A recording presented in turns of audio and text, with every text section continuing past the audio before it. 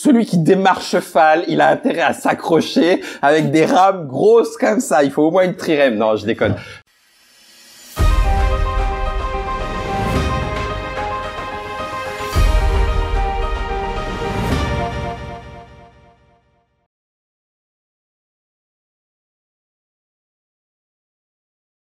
Si tu devais faire le bilan de tes 2 années chez Philosophia, tu en dirais quoi? Un apprentissage énorme, grandiose. Wouhou, ça c'est mon côté faussement positif.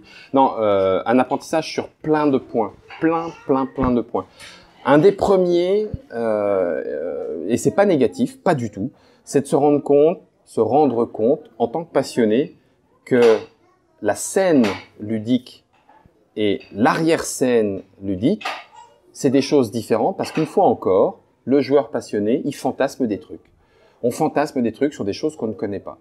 Derrière, j'étais bête, c'est pour ça que je dis c'est pas négatif, c'est moi. Pourquoi est-ce que je vais fantasmer que derrière, des gens qui s'apprécient quoi qu'il en soit, ou pas d'ailleurs, parce qu'il n'y a pas de raison que ça soit le cas, se tirent la bourre parce que c'est des concurrents économiques. Oui, je sais, à côté de ça, c'est mon gamin, je vais aller lui dire. Mais il n'empêche qu'effectivement, il y avait aucune raison que ce soit une réalité. Pourquoi est-ce que j'ai cru ça? C'est un petit truc, c'est un microcosme. Ça allait devenu un peu plus gros économique. Il y a des histoires d'argent, de survie, de c'est mon gagne-pain, etc. Il n'y avait pas de raison de penser que tout le monde était là. Ouais, venez, on va jouer à un jeu. Et ouais, ça c'est à la maison avec tes potes. Donc une de ces premières choses, c'est d'apprendre tout cet envers du décor qui n'est pas négatif, mais qui est absolument normal de trouver dans ce milieu-là.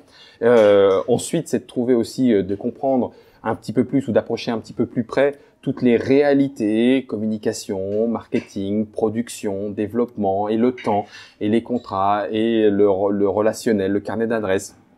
Avec lui, on a fonctionné, on a un first pick, ça veut dire que bon, comme on a marché sur ce premier jeu et qu'on s'entend bien, il va nous montrer la suite, mais on n'est pas obligé de dire oui. Tous ces petits rouages qui font que le monde du jeu de société ou le microcosme du jeu de société est un petit peu plus macro maintenant fonctionne de cette façon-là. Donc ça, c'est pareil, c'est un apprentissage. C'est génial de pouvoir découvrir un petit peu tout ça de l'intérieur.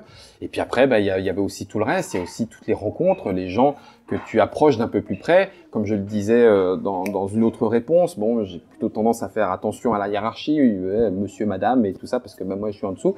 Et donc, du coup, tu approches des gens que, une fois encore, tu as fantasmé parce que c'est un auteur, parce que c'est l'éditeur, parce que tu es oh waouh, puis parce que, bon sang, je vais aller faire ma première Trick Track télé, j'aurais jamais cru que j'allais aller pouvoir un jour...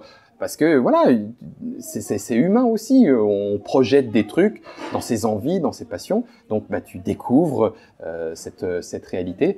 A priori, ça m'a pas non plus traumatisé. Hein. C'est justement pour ça que je disais que c'est pas négatif, puisque du coup, je suis là et ça s'est enchaîné avec Trick Track. L'après-philo, c'est Trick Track, donc du coup. C'est ça. Comment est-ce arrivé? C'est toi qui as démarché FAL? Celui qui démarre cheval, il a intérêt à s'accrocher avec des rames grosses comme ça. Il faut au moins une trirème. Non, je déconne. Mais il n'empêche que non. Alors ça s'est pas tout à fait passé comme ça. Les astres étaient certainement alignés entre guillemets. Je le dis avec le sourire. Il y a vraiment eu une circonstance. Pour raconter les choses très très clairement. On était dans la 2e année avec Philo. Les bilans qu'on fait avec les patrons étaient positifs. On avait dépassé les objectifs fixés en termes de représentation, y compris en termes de vente, en termes de présence festival, en termes de tournois. Donc voilà, le bilan était véritablement positif et avec une demande pour continuer, voire même bien évidemment faire un petit peu grandir tout ça. Moi, perso, je le relis comme ça, je n'étais pas donc au courant de tout ce qui pouvait se dire, et c'était pas du tout ma place, hein. Donc il n'y avait aucune raison que je sois au courant de quoi que ce soit.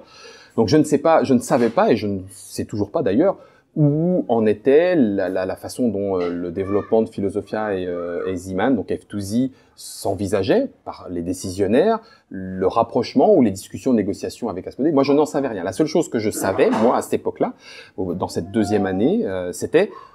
il y a une demande, ça explose, on a dépassé les objectifs et il y a moyen de faire mieux. Donc, au bout de 2 ans, J'étais pas vraiment tout seul, hein, j'étais dans les bureaux de Cocktail Game. Mathieu Despnous et son équipe m'avaient accueilli de façon royale. Les bureaux avaient ensuite déménagé. J'étais avec les Space Cowboys. L'entente était excellente. Et c'est pareil, tu approches aussi encore d'autres gens, d'autres façons de voir, d'autres expériences. Donc moi, humainement, t'es ravi. Professionnellement, il y a aussi le fait de se dire, il y a beaucoup de demandes. J'ai l'impression de commencer à me fracturer entre plein de choses dans mon cerveau. Et c'est moi qui atteins mes limites organisationnelles, structurelles. Je sens que je plafonne. Et en plus, j'aimerais avoir quelqu'un juste pour que le matin, en prenant le café, on dise « Ah ouais, tiens, au fait, il y a ce festival-là. C'est galère, je sais pas trop, est-ce qu'il faut qu'on y aille, qu'est-ce que t'en penses ?» Juste ça. C'était pas forcément pour dire « Bah toi, fais-le ». C'est juste ce petit moment où tu peux te reposer dans un relationnel professionnel et qui permet du coup de souffler. Donc, du coup, je fais cette demande en disant, pour moi, les voyants sont au vert, on peut agrandir l'équipe. Est-ce qu'il pourrait y avoir quelqu'un? Dans cette négociation-là, se rajoute un élément un petit peu plus, pas tragique, mais en tout cas un peu plus punchy. On va à Essen, donc on est octobre. J'ai loué 2 voitures, puisqu'on a des animateurs qui partent avec nous, donc une bonne équipe. Et on se fait cartonner sur l'autoroute. Une voiture qui arrive à toute allure, qui bump la première avec les animateurs, qui nous rentre dedans. Quelque chose de fort, ça se gère. Je suis... voilà, une fois de plus, on s'en fout. Vous n'êtes pas mes psychanalystes ni rien, mais moi, je m'en fous, je peux le raconter facilement. Je suis surpris de la façon dont je le gère. Je me sens comme responsable, je le suis, tout seul à bord. Il n'y a plus personne d'autre que moi en tant que responsable de cette équipe d'une dizaine d'êtres humains dans cette situation-là. Et cette responsabilité, ce poids-là, me tombe sur les épaules en disant vraiment, je veux être 2. Je ne souhaite pas revivre ça, même si c'est pas aussi waouh. Il n'y a pas eu de mort, hein, il n'y a rien eu, hein, des luxations, une côte cassée, tout ça. Et les mecs ont été super. Hein, le mec avait une côte cassée, on s'en est rendu compte qu'en ressortant des Suns, donc il a animé les 4 jours à fond à 10 heures par jour. Fallait juste pas qu'on le fasse rire, mais on n'arrêtait pas de rigoler, donc c'était pas drôle pour lui. Une petite dédicace à cette équipe de Philo Boys et Philo Girls. Donc du coup, ça s'ajoute. Et puis la réponse, pour plein de raisons que j'explique ou que j'explique pas, et peu importe, c'était pas mon rôle, c'est non, ça sera pas possible, il pourra pas y avoir une deuxième personne. Alors qu'il y avait ce poids-là que je pense avoir bien exprimé.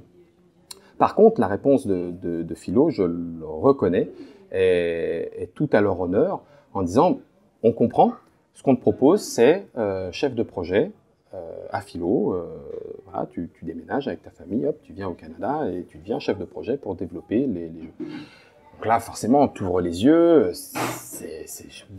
waouh, c'est super, enfin, ça fait envie, parce que ben voilà, plonger encore un peu plus loin dans une nouvelle expérience sur la vie d'un jeu, de ce truc-là, de cet élément, objet, de ce concept qui te passionne, t'as envie de dire cool. Pour plein de raisons. C'était pas possible. D'autant plus qu'effectivement, conjointement, avec les Trick Track Télé, il y a eu une discussion.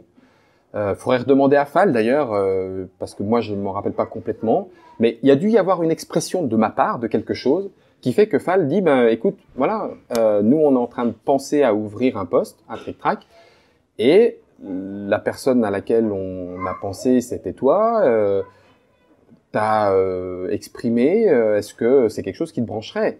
Et là, deuxième, tu fais, wow, purée, tu pourrais être à Trick Track.